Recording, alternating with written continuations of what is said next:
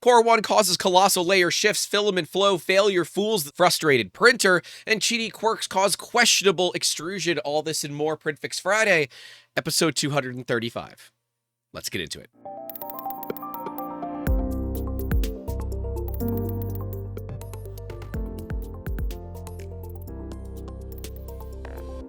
Starting off here with repeated massive layer shifts on a Prusa Core 1. They're using ASA.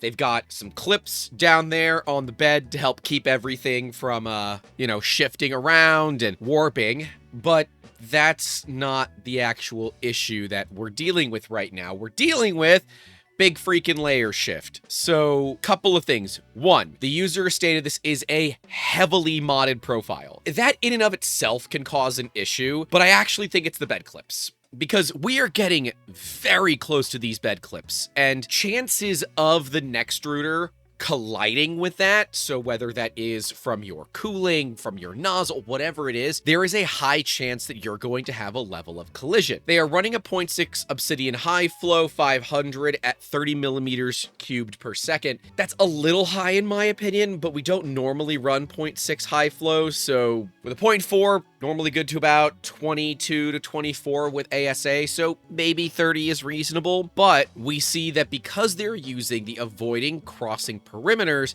there is a higher chance and apparently a known issue that it could create a layer shift problem. But the individual themselves said that their Z-axis is getting stuck as well. I don't know if the bed clips are going to immediately help or hurt this. And in my personal opinion, I would have the bed clips kind of here on the front and on the back, not on the sides, somewhere where it's not going to get in the way. There are printed versions of this that you can make. I don't know. I'm a binder clip old school kind of guy myself, but certainly if you are dealing with Z-axis binding, this can cause a problem. But if we look at the layer below where the shift happens, it looks fine. Now again, we are using gyroid with ASA, and ASA has a tendency to shrink quite a bit. Gyroid has a tendency to vibrate the printer quite a bit, but they're maintaining a good high chamber temperature, so I think we can rule that out. The layer underneath it looks okay, but definitely we see some differences in the color of the extrusion, which tells us that we are running a little bit too fast. I understand that you want to run this as fast as possible. Looks like you're running as little infill as possible as well to likely try and produce these parts as affordably and effectively as you possibly can. But there are going to be limits. And so if you want to run these higher speeds, you're going to have to give yourself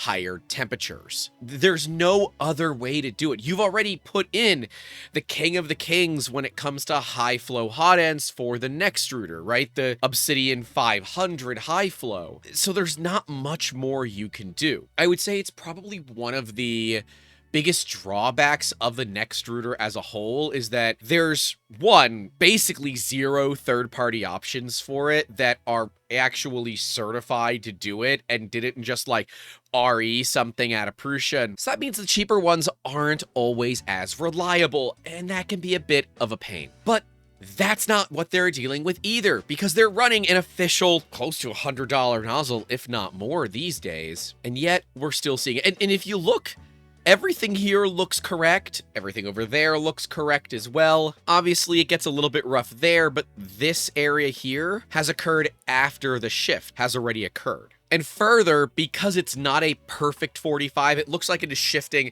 more to the right in this case and less down. It means the hot end is getting hung up somewhere. I would not worry about crossing perimeters. It's not that big of a deal. If you are worried about that kind of thing, you could increase your Z-hop. That's what we do here. 1 to 2 millimeters is often way more than enough to miss those perimeters, miss curling edges, whatever it might be. We do see some pretty serious Z-seams here, and I've noticed that on the extruders, it is much tougher to dial out that Z-seam than I would like it to be. So we often just turn on the scarf seams, and it seems to work pretty well. Seams. If you were taking a shot every time I said seams, I'm helping you, really. This is a mutual beneficial relationship we got going on here. You leave a like, I tell you that my name is Grant, 3D Musketeers, this is PrintFixFriday, we help you get your printers back to printing with purpose, and I say seam. another time or two for you. But on this one, let's roll back some of those experimental settings, the no crossing perimeters and avoiding potential curled edges. Turn those off for now, add more Z-hop, run the Z all the way up and down. If you do see that your Z-axis is binding, send the Z-axis all the way down, because the bottom of the Core 1 and the Core 1L are flat, so the machine will just kind of start skipping steps until everything is where it needs to be. Then you can bring it back up. During that process, if you want to lubricate things a little bit too, you can. I don't find that to be as big of a thing as other companies say that it is in the industry. Personally, I don't think I've ever lubricated the Z's on any of the Cartesian printers that we have. It might be more of a thing with Core XY, but I don't know.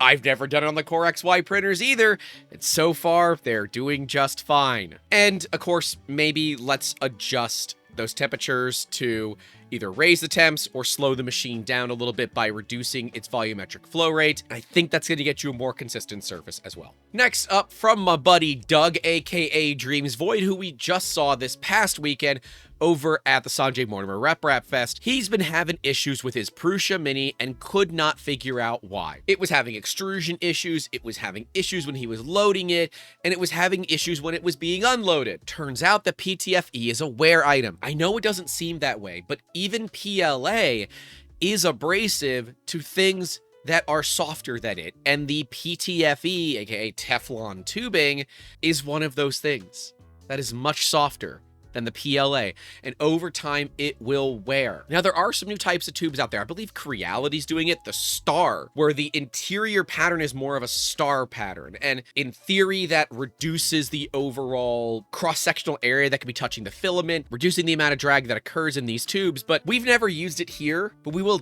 definitely say that the Qidi original Bowden tube was only like 0.5 millimeter thick.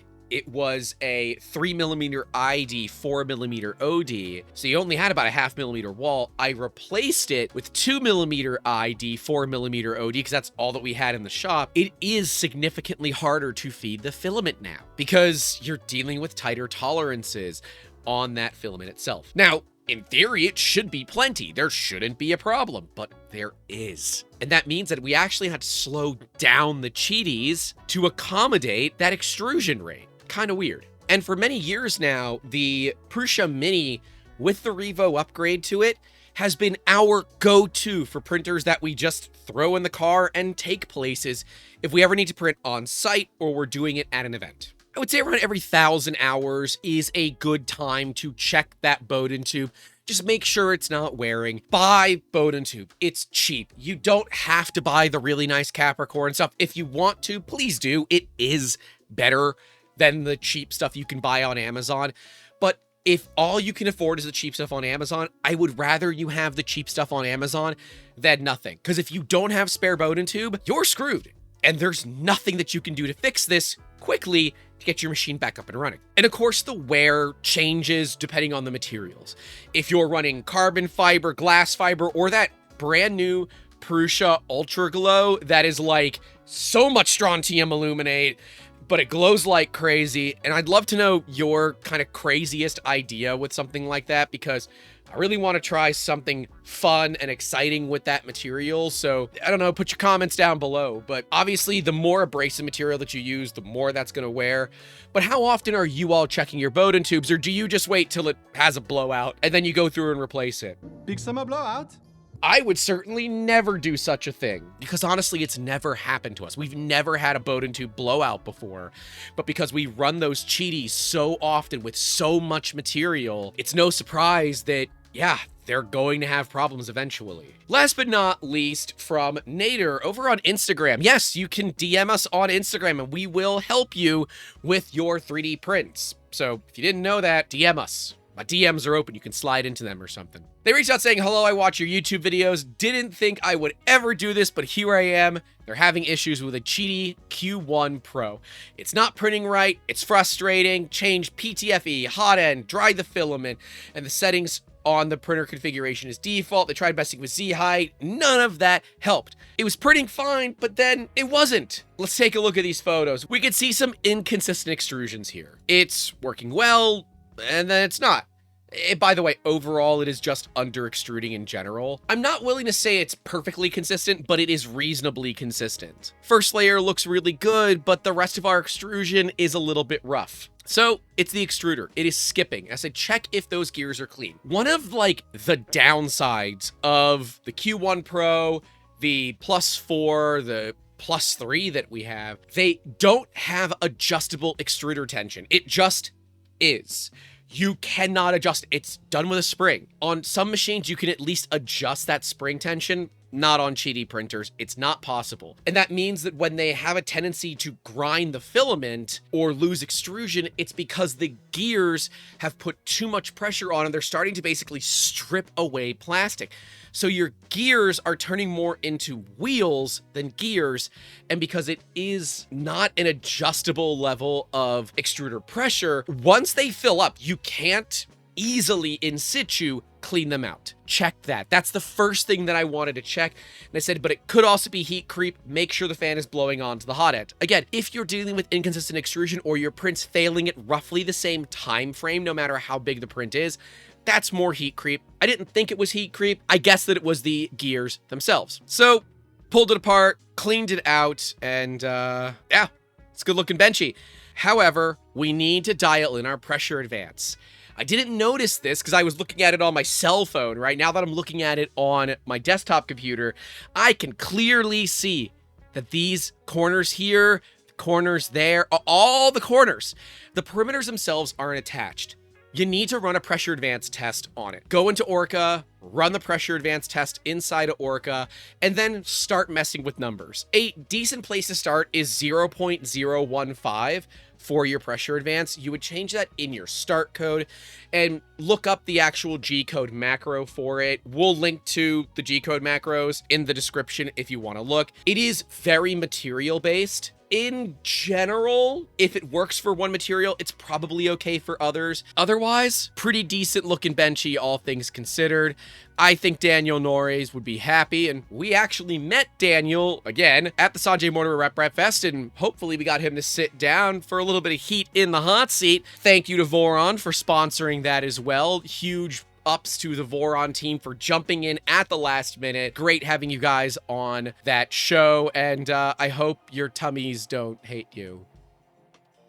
The other thing you could really work on here is dealing with that Z-seam, but one step at a time. Let's get PA and pressure advance fixed, then we can work on that Z-seam. So all is good there. We can see they had an issue with the Q2. Took me a little bit to get back to them, but they figured out the issue. They had to change the hot end because the sensor for the Q2 is in the hot end piece for what they had researched. So it was likely a temperature sensor or a load cell sensor they had to change. We don't have the Q2, and I do want to get in that X-Max 4. We're going to be reaching out to Qidi Tech to see if we can get one of those, take a look at, because we have 4+4s here. We only run 3 of them. The 4th one is still in the box as a hot spare because these are mission critical printers for us. And they often go through between 30 and 50 kilos a week between the 2 that we run all the time. And the 3rd one is kind of that immediate needs spare. So we run them heavy. So far, they've been decent machines, and certainly they've paid for themselves many, many, many, many, many, many times over. And that's part of a good business. And speaking of a good business, hey guys, we're actually over at Prusa Research filming some videos. Not that one. Not that one. We're over at Prusa. We're filming right now, but I want to let you know we just released the first video in a series of 3 from Formnext. So if you want to go check it out, links will be above me, down in the description, wherever they are. You guys can figure it out. But hope you do enjoy it. Leave a comment. Let us know what you think about that video and what you want to see for the next 2. So yeah, I'll pass back to Grant from the past, but Grant from the present. I guess I got a lot going ahead of me right now. It's going to be a weird one.